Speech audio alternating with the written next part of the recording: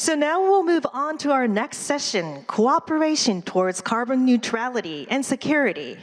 So I'd like to introduce our moderators and speakers for this session.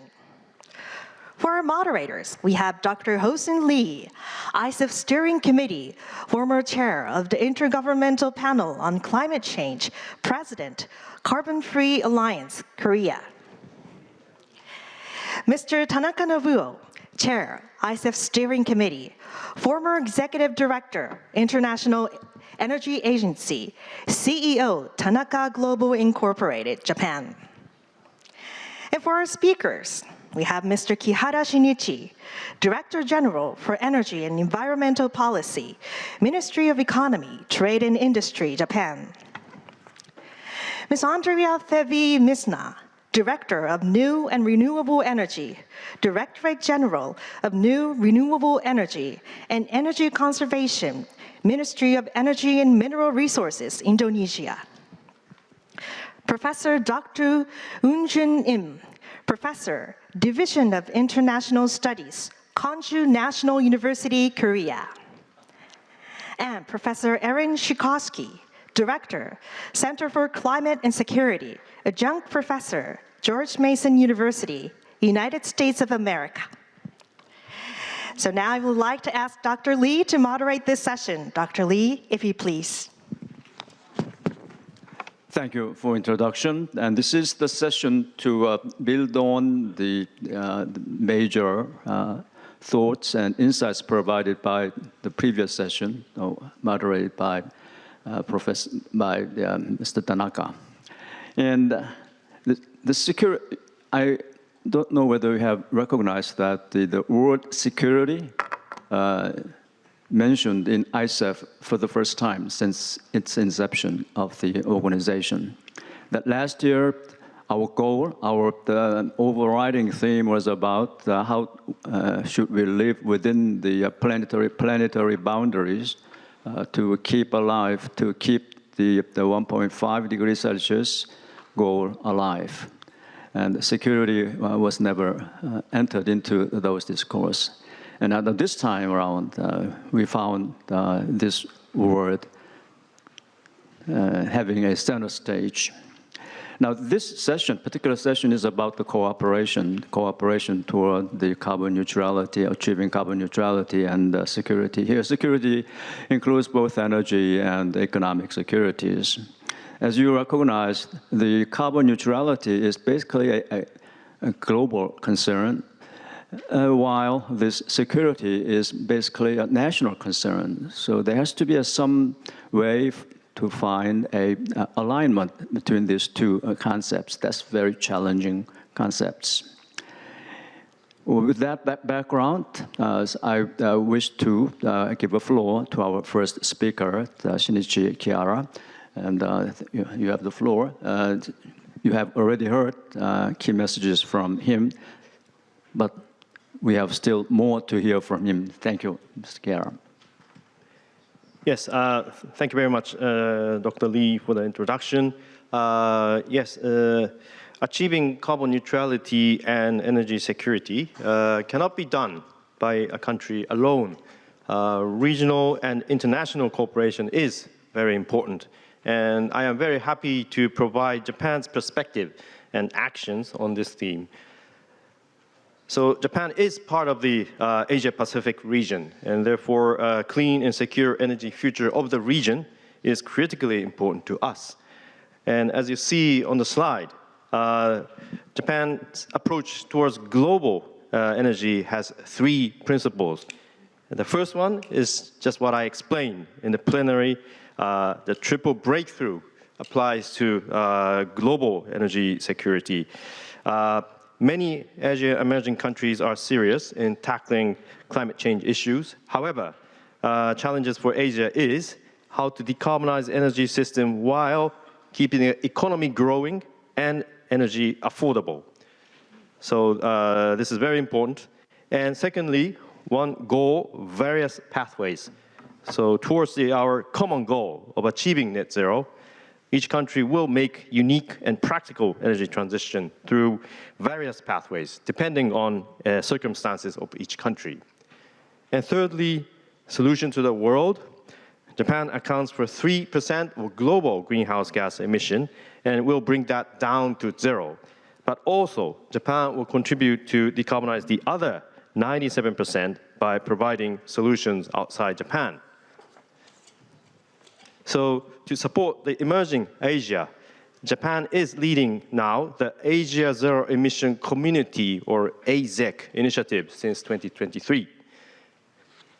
AZEC consists of mainly ASEAN countries, shares a common goal of carbon neutrality, and collaborate for realistic transition through various pathways.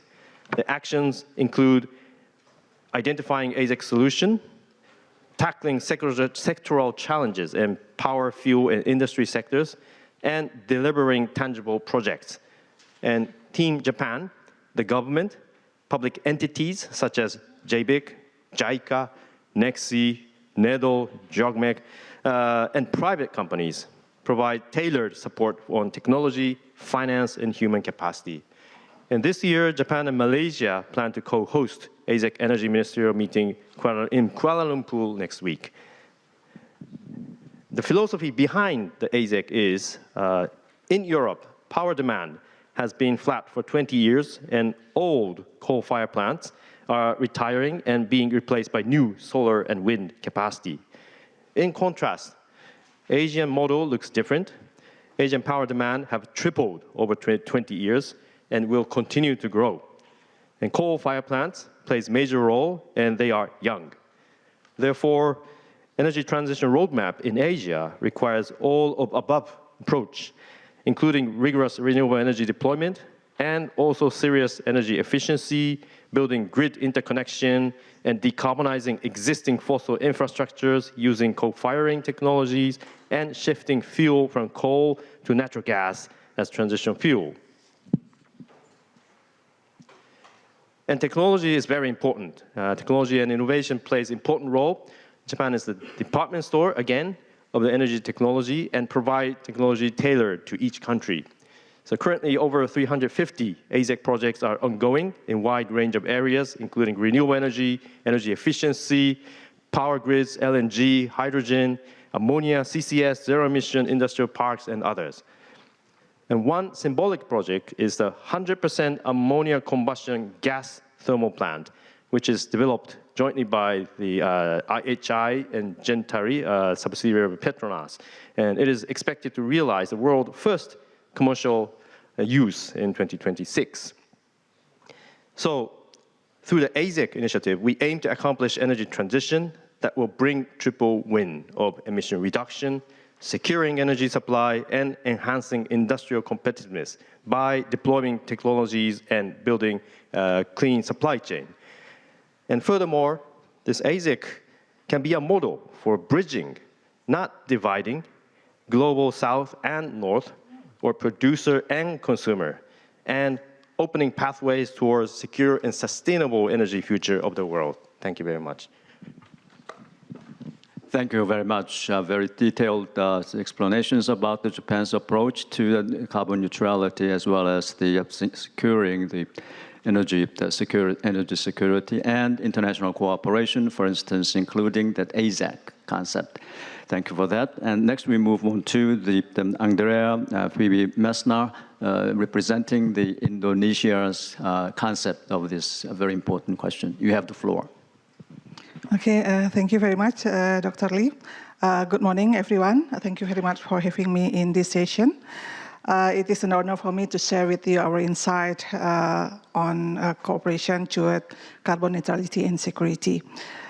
First of all, I would like to emphasize that the government of Indonesia is committed to realizing a prosperous and sovereign Indonesia by strengthening the national defense and security system and promoting national self-reliance through food, energy, and water self-sufficiency, as well as development of creative economy, green economy, and blue economy. We have a huge potential of renewable energy. Unfortunately, more than 80% of energy needs currently still supplied by fossil energy. Sorry. We face several challenges in energy security. Among others, the first is dependency on fossil energy, and it makes us rely on import, particularly for oil and gas, since domestic product is declining. The impact of this, the country is vulnerable to global price shock and supply disruption due to several global conditions, including pandemic and geopolitical conflict. We also over-dependence on coal power generation. More than 60% of power generation supported by coal-fired power plant, which is contributed for carbon emission. We also face mismatching of growing energy supply and demand, since energy demand now become rising fast, while the energy production cannot keep up with the demand, result in high dependency on import in the future. Another challenge, the deployment of renewable energy, which is expected to realize energy resilience and security with a reliable and affordable price, is still lag behind of the target. Beyond of these challenges, we commit for reducing greenhouse gas emission. Indonesia already strengthening our national determined contribution by committing to reduce greenhouse gas emission by 31.9% unconditionally and 43.2% conditionally with international support by 2030.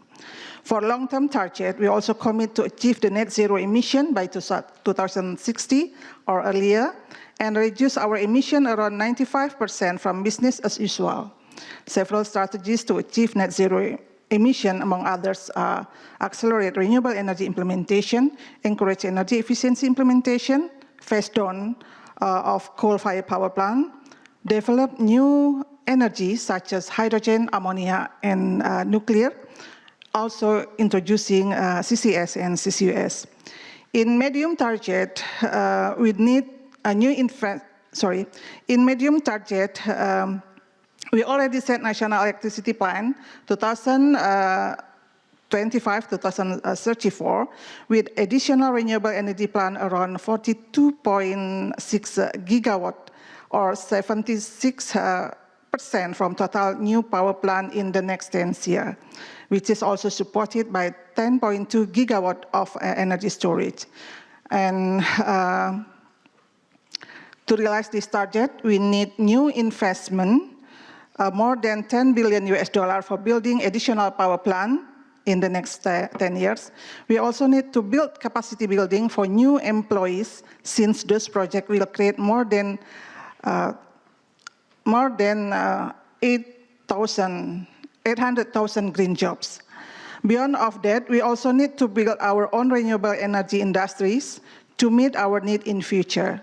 We're pushing industrialization, downstreaming processing of mineral to add value domestically rather than just exported raw ore. We encourage energy storage industry as well as solar module industry, since we have potential of minerals such as nickel and silica sand, and it also needs investment as well as technology knowledge to build efficient industry. Since we cannot work solely, we need to collaborate with other countries regionally and globally to support us in implementing carbon neutrality. Through cooperation, particularly in regional context, we hope we can collaborate on unlocking financial access for carbon neutrality, hand in hand in building capacity, harmonize the policy to mitigate market barrier, conducting some studies, assessment, research, and pilot project for new technology and innovation as a media for work and learn together. And last but not least, we also need to monitor and evaluate the project under those cooperation to ensure the output of the project are in line in the planning and give good result for beneficiary. But advancing this area of cooperation, regional partner can collectively strengthen energy security, foster innovation, and accelerate the path toward carbon neutrality while ensuring sustainable and inclusive growth.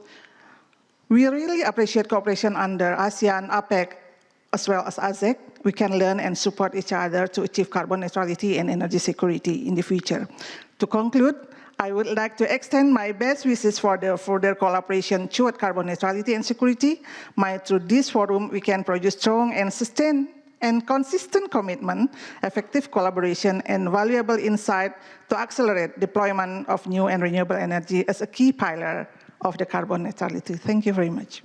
Yes, thank you, Ms. Misna. It's very interesting to hear the Indonesia's approach for this carbon neutrality goal. And Tanaka-san, you mentioned about the feasibility of 1.5 degrees Celsius, and my sense is that after listening to what Ms. Misna indicated, if a country like Indonesia has such a strong commitment, then we have hope still left to keep this 1.5 degree goal alive. However, we need to also point to one of the last comment, that is that we need to work together.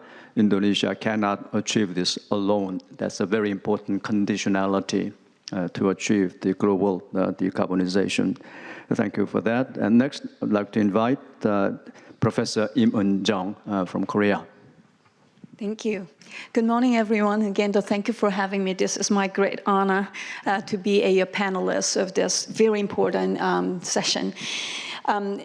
Again, I'm just a researcher who studies and analyzes international politics and international political economy overall. So I'm not representing my government. Of course, during our discussion session, if I have any questions or comments from other panelists, I'd love to engage in explaining the South Korea situations. But I prepared more a comments, opening remark, which is related to my own, again, the specialty, which is, again, the geopolitics.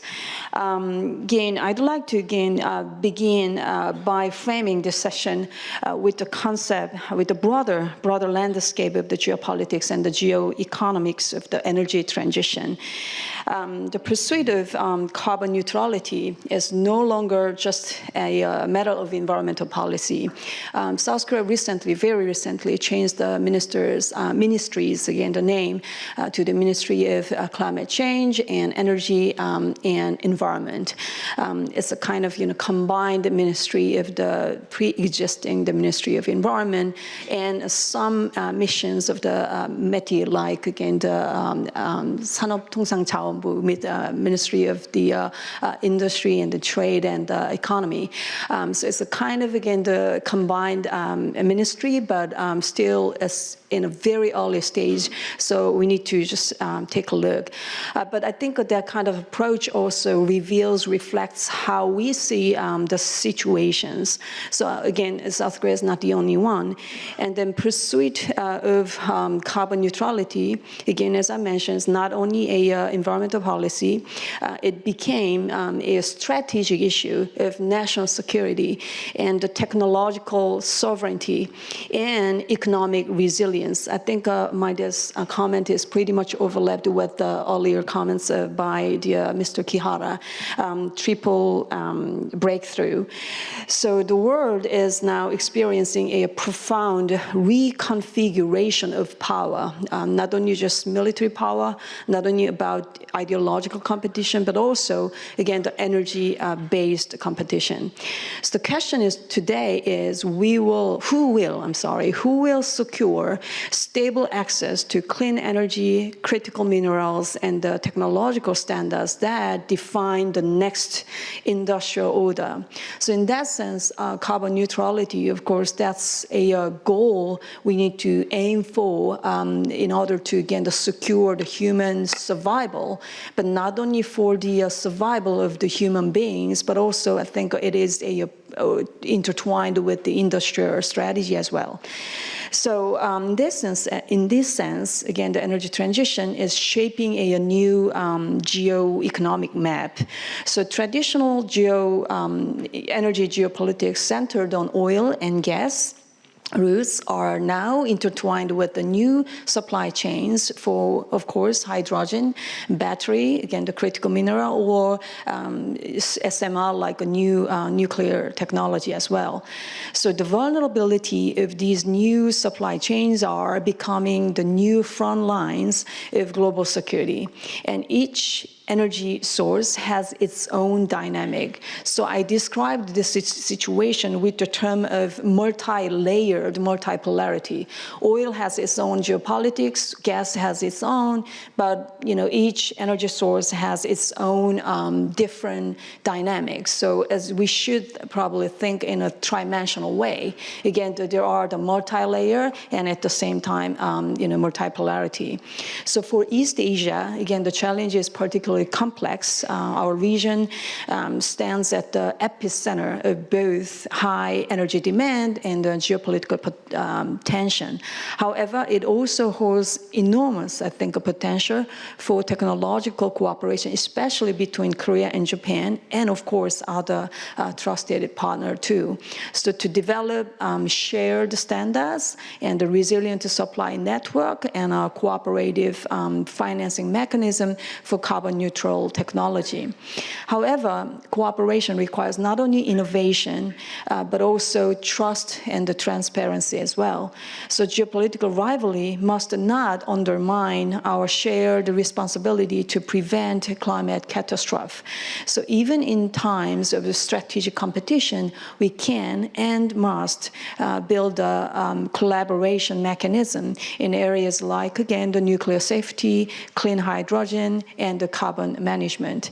So ultimately, achieving carbon neutrality while maintaining energy security demands a new balance, I think, between competition and cooperation. So forums like ICEF are precisely where this coexistence can be envisioned and operationalized. So again, thank you for having me, and I'm looking forward to the following discussion too. Thank you. Thank you very much. You mentioned that every energy has its own dynamics.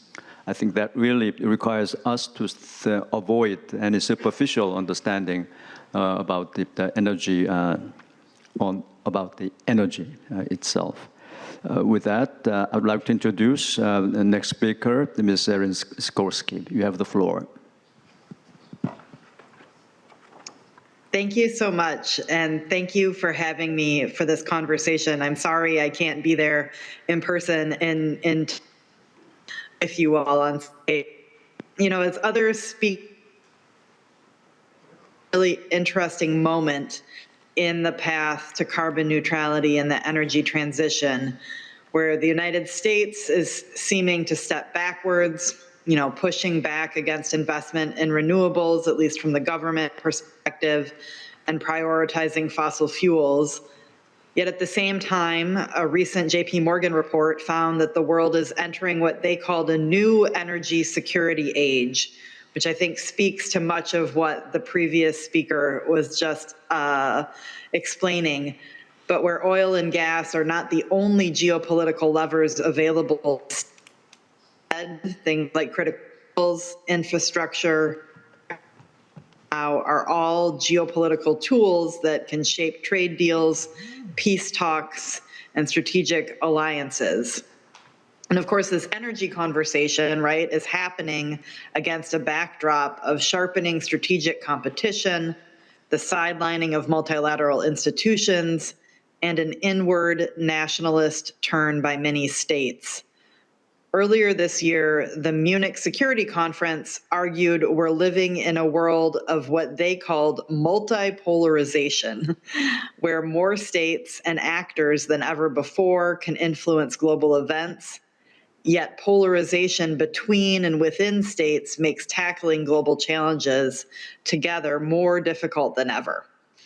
So with that kind of broad context, I did want to share a few points from a report my organization, the Center for Climate and Security at the Council on Strategic Risks, a report we published earlier this year after engaging in Japan for a couple of years on the national security benefits of renewable energy, because I think the takeaways from this report underscore the importance of regional cooperation, which all of the speakers have been discussing.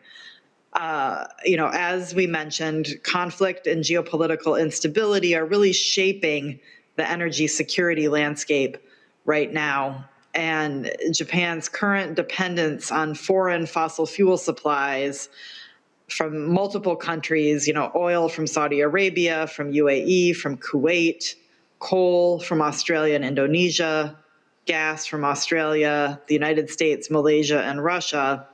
Of all of those suppliers, only 2, Australia and the United States, currently rank as free in Freedom House's ratings of countries globally. Others are tied up in active conflict or geopolitical instability, and this can, of course, have ripple effects straight into energy security in Japan's economy.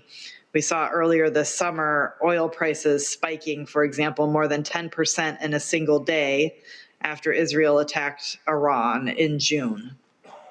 But even stable suppliers of fossil fuels can carry risks with fragile supply chains of roads, rails, pipelines, ports, and shipping routes that are all choke points, vulnerable to conflict, geopolitics, and climate disasters. Of course, renewables present challenges as well that must be managed. As was mentioned, I like this framing that each energy source has its own geopolitical challenges, right? And security challenges we need to understand.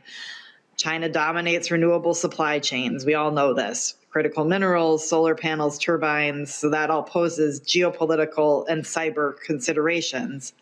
But unlike fossil fuels, renewables don't require constant replenishment, right? Solar panels and turbines last 20 to 30 years. And this long lifespan means fewer exposure points to price shocks, trade coercion, or supply chain disruption. And there's new innovation all the time in reducing material requirements, expanding storage capacity, which again can make renewables more efficient and resilient over time. Cyber risk, I think, is particularly of concern and real, but again, not uniform across all different energy sources or technologies. So solar panels are pretty low risk items that can be imported safely, where more system critical technologies, say virtual power plants, demand higher cybersecurity scrutiny. So taking these apart piece by piece, I think, is really important for understanding the security dynamics. And I'll just end by 3 ways in which I think regional cooperation can help manage these challenges. One, of course, is the opportunity to work together to build resilient supply chains that combine resilience to extreme weather, as well as geopolitical and conflict shocks. A second are opportunities to share lessons learned, what has worked in different places across the region on both mitigation as well as adaptation. And then the last opportunity I would highlight is the rise in ad hoc, more mini-lateral arrangements or forums that can be faster and more nimble for this clean energy environment than traditional multilateral organizations. So thinking of new pairings and groupings around, say, access to a particular mineral, right, or investments for refining and production of a particular mineral, as opposed to going through existing institutions, may provide new opportunities, especially in such a challenging geopolitical environment. I'll stop there, and I'm really looking forward to the discussion. Thank you. Thank you very much about your views about the security, especially the supply chain security. That was quite informative, and we will have a further chance to discuss that in our discussion round. With all these initial remarks by our first speakers, I would like to invite Chairman Nobuo Tanaka to give your views, focusing on the need for regional cooperation, but not limited to that. Please give your views. Yeah, thank you, Hosen. Yeah, I think there are very interesting and concrete ideas and examples of regional cooperation. AZEC is definitely, Kihara-san explained, in the METI's initiative of regional cooperation in Asian countries for that decarbonization or for hydrogen supply chain or CCS related. So that's a really wonderful example that how Japan think the importance of collaboration in this region. Yes, Indonesian case and Korean case is certainly be very encouraging that we need a very different collaborative approach.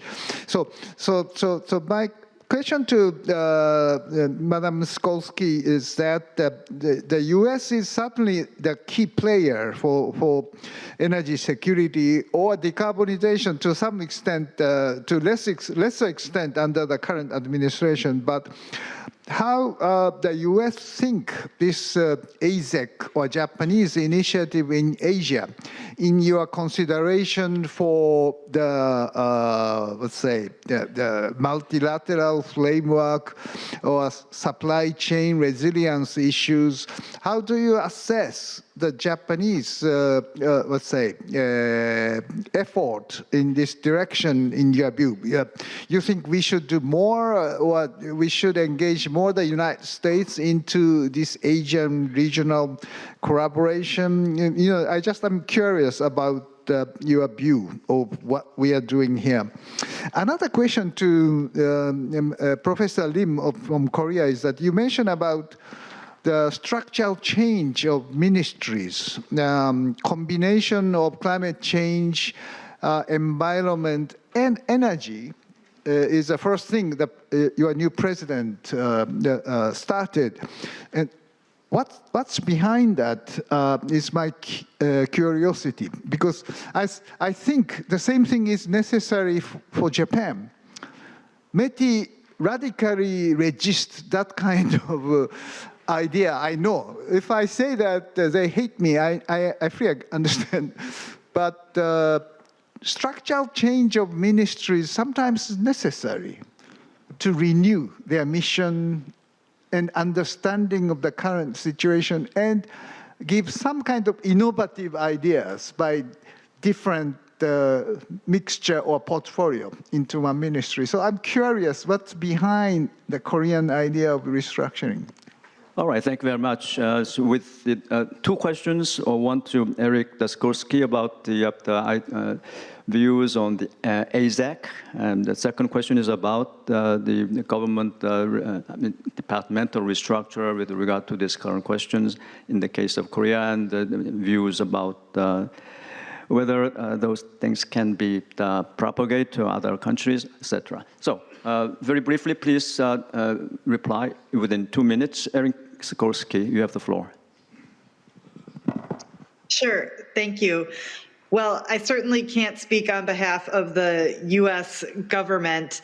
I can speak from my position as someone looking at the national security dynamics of this. I think, I think it's certainly, whether this current administration agrees or not, I think it's in the U.S. national security interest to have more regional cooperation in led by Japan on this issue. I think that's important. I think it's good to develop lots of different options in different places that the United States can look to rely on. I think it would probably be good for the U.S. to collaborate on this. I don't know that that's possible under the current administration, to be frank. I think we'll have to see where it goes, but I think from my perspective, it's a step in the right direction, and things a place we should continue to focus. Thank you very much, Professor Lim. Sure. Again, thank you for that question. Well, number one point I'd like to highlight is absolutely that kind of change reveals the ruling party or the government's, the current government's identity, because they have prioritized climate issue compared to, for example, I'm not saying they are how would you say, underestimate the importance of energy security. However, comparatively, relatively speaking. Conservative Party has tended to be more focusing on the energy security issue, whereas again the progressive so-called or democratic liberal their groups have tended to be again the more interested in or more focusing on the climate action. So they put again the climate at front of the whole name. So that I think that obviously that reveals their kind of again the identity. And number two is why energy at the end of it, because at the beginning they have suggested just climate and energy, but they just put the environment as well. So it's a kind of mixture. It's kind of mixture of everything. But definitely the energy transformation is the key, because likewise, again, the Japan, again, the Korea's industry, their energy efficiency is worldwide speaking very high. So it's like dry, what is that? I mean, the dry towel. You cannot just dry the towel forever, because their efficiency is already very good. So the remaining sector we really need to focus on is absolutely the energy sector. Again, the 1/3 is still from the coal, and another like a 1/3 is from the nuclear. Renewable is relatively speaking smaller compared to Japan. So they are trying to think again expand the renewable or carbon, again so-called carbon-free electricity more, and definitely we'd like to again to reduce the carbon fossil fuel oriented electricity, such as again the coal. Again. All right, thank you very much, Professor Lim. I'm going to ask our speaker, Mr. KIHARA and Ms. Misna, about this one. There are many challenges to achieving this carbon neutrality as well as the energy security. In your views, what are the most challenges, the difficult factors in achieving this? Please highlight those difficult ones, Mr. KIHARA. Yes. So what is the most difficult challenge? Yes, as I described already, particularly for this Asia region or emerging country, managing the growing economy and decarbonization together is the most challenging task. And yes, and I talk with ASEAN countries every day, and energy is needed for economic development, to improve people's standard of living, to support industrialization, and the energy demand will increase by 60% by 2040.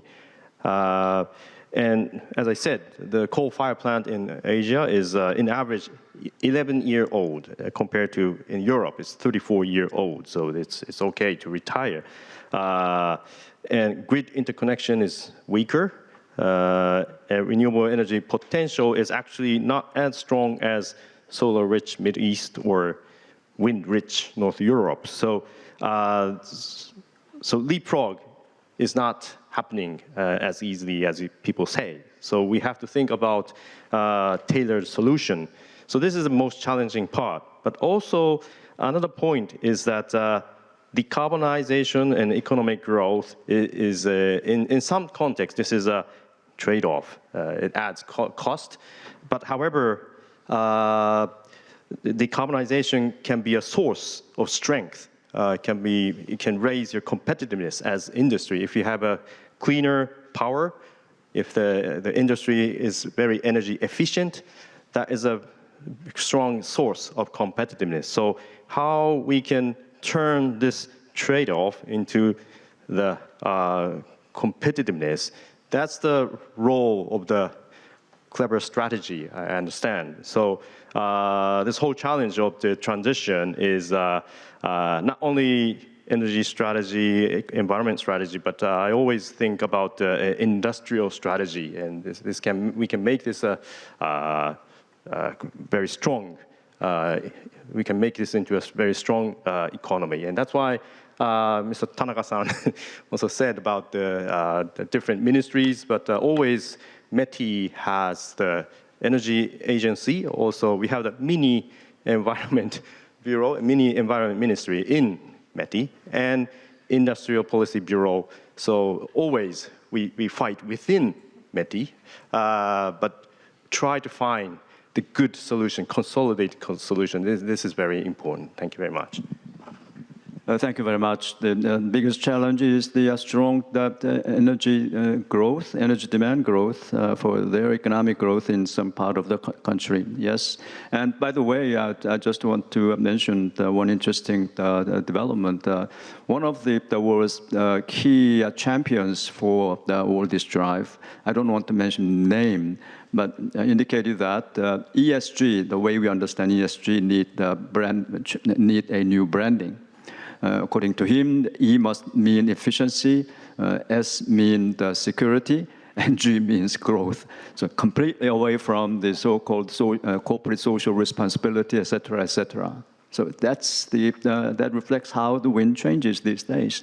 Okay, Ms. Misna? Okay, thank you. Actually, it's quite difficult to answer this question without the most challenges, since I already mentioned that there are so many challenges in carbon neutrality and in achieving carbon neutrality and energy security. But in my mind, actually, the most challenges for the carbon neutrality and security if we have no resource on that. So it's quite difficult for us because we are highly dependent on abroad. But in Indonesia condition, when we have several resources, I think the challenge is how to utilize those resources in terms of policy, in terms of commitment, strong commitment from our leader, and also consistent commitment from previous cabinet and new cabinet. It's also very, very important. And yeah, besides that, as I mentioned before, that financing, technology mastering, and also capacity building is quite useful for us, since for decarbonization, we also like to implement a new energy such as hydrogen, ammonia, also nuclear. So this is a very new technology for us. So yeah, we need collaboration with global as well as regional. Thank you. Thank you very much. Tanaka-san, can I invite you? What do you think that the most difficult part for this goal of achieving both goals, neutrality as well as the security, from your perspective? Well, Hosen, I think to make this energy security as well as decarbonization all together, and at the same time, the countries should think about the so-called competitiveness, right? The European Union's, let's say, report is concerned about climate, but its competitiveness,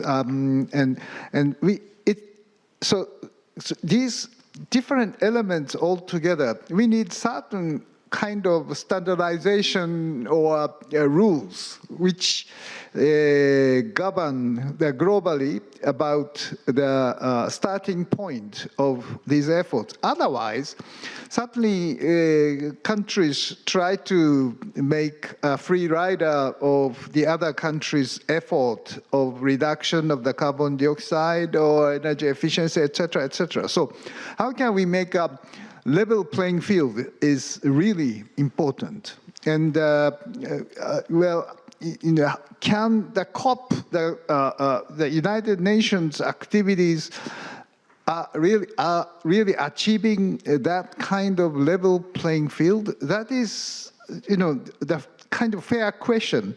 I think the IEA, as a developed economies framework for energy, and at the same time, decarbonization, is providing the certain level of standard, but that cannot really cover the global south. So that's the reason why I'm saying that maybe IEA should engage more China, more India, and into the discussion of this global governance of these issues. And as a former executive director of the IEA, the global governance is very difficult. Unless the leaders of the global power cannot really commit to do something together, no way to achieve. So current difficulty, if I can say one, is what United States want us to do. Without clear mission or direction, unfortunately, we cannot really make any good, let's say, standard or rules for all of the countries. Because climate change mitigation or nuclear war or AI development vis-a-vis human activities, these are the very serious global issues. We need global rules for that. Everybody knows, but with the current leadership in the United States, it is very difficult to make the rule. So global issues need global leadership. And for that, what I really feel that the ICEF or IEA or UN process, these international body try to make as much as possible the standard and rules which we can live together. Otherwise, we are in really difficult situation or chaotic situation, because climate change or very hazardous climate or weather is really happening, and there's no space for complacency now. Yes, yes. There's no place for complacency, and also there's no place for a not so cooperative approaches being allowed for achieving global aspiration. You mentioned competitiveness, and that reminds me of the so-called Draghi report released in 2023. And if Europe followed the Draghi report, the recommendations from Draghi report, then I think the European policy with regard to the carbon neutrality probably much different from what we see today. You mentioned also the level playing field, and CBAM is not the one that makes playing field level. So we see a lot of difference between what's being said and what's really to be achieved. Let me see, we do have several more minutes left, lucky enough. So we have identified a number of challenges, the most important challenges, and then I'd like to see, given those understanding of challenges, what do you think the most appropriate approaches, solutions to mitigate those challenges? I would like to go with first Mr. KIHARA.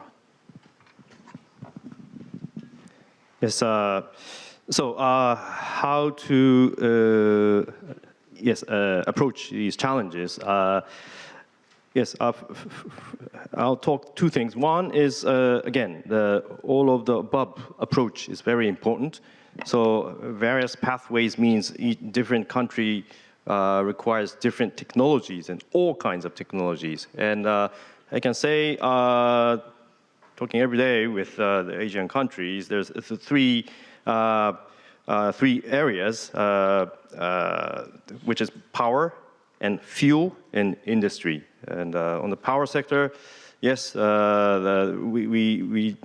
Japan and Indonesia now jointly developed the Neutrality geothermal power plant, which went to financial close very recently, and now going on construction stage. Also co-firing hydrogen ammonia with, of course, fuel, thermal power plant, also building grids. All these are important for the power sector. On the fuel, yes, sustainable aviation fuel, there's a lot of projects. Also, developing LNG capacity is very important.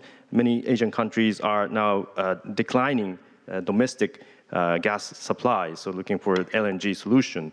And industry sector, we're developing industrial park zero-emission industrial park. So these are the solutions. And another point is, second point is facilitating transition finance. Up to now, finance sector is shy to finance the hard-to-abate sectors. They want to stick on the green projects, but that will actually slow down the transition. We have to think about the way to bring finance to support transition projects like hard-to-abate sectors, energy efficiency projects. So, and we are now working with the ADB, Asia Development Bank, to how we can bring this transition finance concept into action. Thank you very much. Thank you very much. You mentioned LNG as a new concept for solution. That's great. And CCS being mentioned by Ms. Misna before, a very important connection there, and also mentioned finance. Very good. I'd like to invite Ms. Misna. Okay, thank you. Yeah, regarding the solution for carbon neutrality and security, since we have a different pathway, every country have, each country has different pathways. So I think cooperation is very important, regionally and also globally, to support each other. So we really appreciate for ASEC that currently support ASEAN in carbonization. And in Indonesian case, currently we have several MOU under ASEC, which is would like to support in several investment and also technology transfer, pilot project, and study on decarbonization. So we hope that what we already signed, it can be implemented well, and we can realize the effort for the decarbonization. Thank you. Thank you very much. You mentioned the cooperation again, and great. Especially, I understand this cooperation really in this sense is regional cooperation, to be very practical on that. Thank you. Let me invite Professor Misna. No, sorry, Professor Lim. Yeah, thank you. Well, I think the biggest challenge in our lifetime is definitely the demand surge in electricity because of AI, because of robotization or like electrification, and all the things. Again, this surge in demand, I cannot be very sure how much, again, we can be really sustainable to feed up all this surge, again, in the demand with the carbon-free, again, the electricity. So I think we definitely face a really serious security dilemma issue, energy security dilemma issue. And another thing is, again, I hear you, again, Mr. Tanaka, and I can't agree more with your view. International organizations should do more for the global governance. However, at the same time, we need a leadership too. Without the very strong leadership, sometimes international organization cannot be really functioning. So that's what I think really frustrates the rest of the world these days. So more unfortunately, it might be really difficult to expect very strong, reliable leadership coming back to the international organization. So what should we really do? I mean, in this room, we have, this many people, and what should we do? I think, again, for a while, we really need to focus on the technological development. Technology is, again, is not panacea, but it can, I think, provide a reasonable solution. And if it is very difficult for one country or a few countries to develop the technology together, again, we can exchange, again, between the more reliable partner countries to accomplish more, again, the reliable technological innovation for the sustainable future. In that sense, once again, as my concluding remark, once again, I really would like to emphasize the cooperation between my country, again, the Korea and Japan first. And then absolutely we can expand, I think, our cooperative mechanism to other partner countries as well. Thank you. Right, thank you very much. Before I invite Erin Sikorsky, just mention the increase in electricity demand. I mentioned the very surge in that demand. And incidentally, all the scenarios for 1.5, including IPCC and later on the IEA, assumes that a flat demand for the rest of 3 decades. I believe you know that this. So the researchers around the world right now are very busy in retooling their models to incorporate these new changes in new factors in the surge in electricity demand. Good for them. Let me invite. Okay. Yes, please, you have the floor, right? Thank you. I mean, I think when we're speaking about solutions, I would offer 3 pathways to explore. One is if we're talking about security, I think we need to find ways to better engage the security community in these conversations and as advocates within their own governments on the importance of the transition and path toward net zero. I think oftentimes militaries are on the front lines of the response to climate hazards in many countries, and bringing them into these conversations can help foster greater leadership across governments. The second opportunity I would offer is to focus, as Mr. KIHARA said, on not just the risks of the transition to clean energy, but also the opportunities, and ensure as we're evaluating those risks, we're doing it in a way that compares risks of continued fossil fuel use to moving toward net zero and where the differences lie.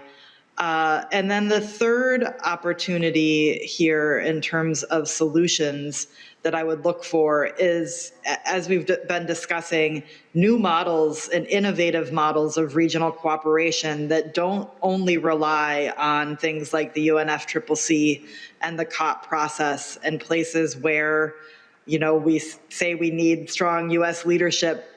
Frankly, that's not going to be coming soon in the next few years here, and we don't have time to waste.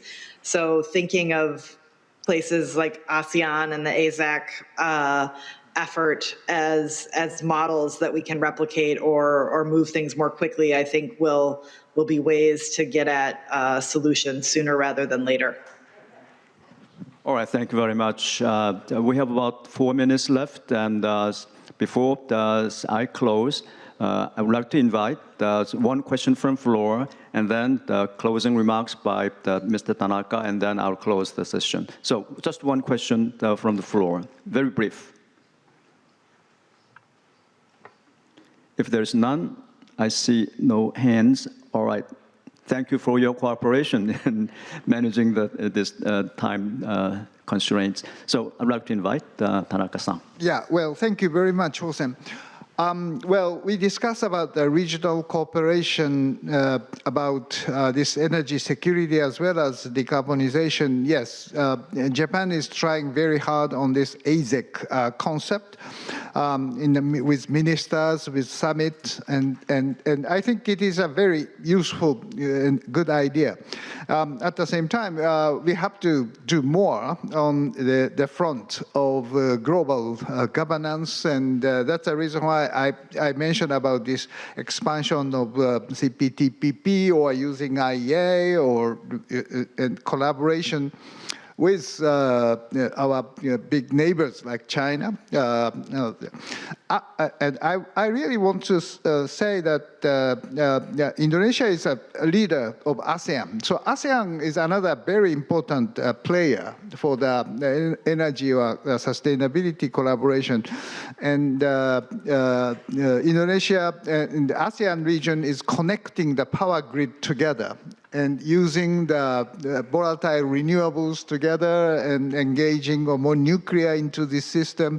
So this kind of grid connection is what Europe has done. Europe connecting power lines and sharing the nuclear power or coal power or wind, etc.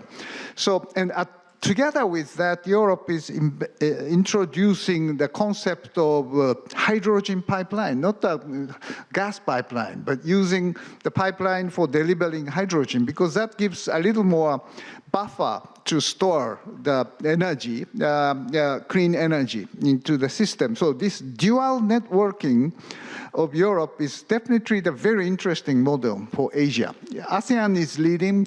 Japan is a little bit lagging behind of this concept because we are not connected power line with our neighbors. There's no gas pipeline connection with Russia.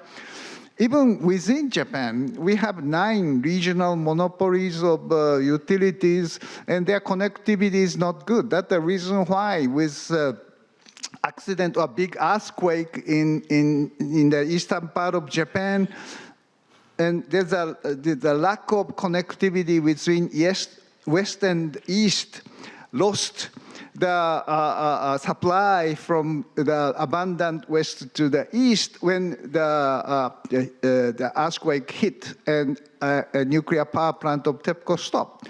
So the power market reform in Japan is really necessary to use more renewables and to increase more security. So this kind of, let's say, European model for collaboration, I think is probably very, very important for Asia. And Japan should consider that kind of, let's say, model for the future security. But at the same time, Europe has developed current political system, starting with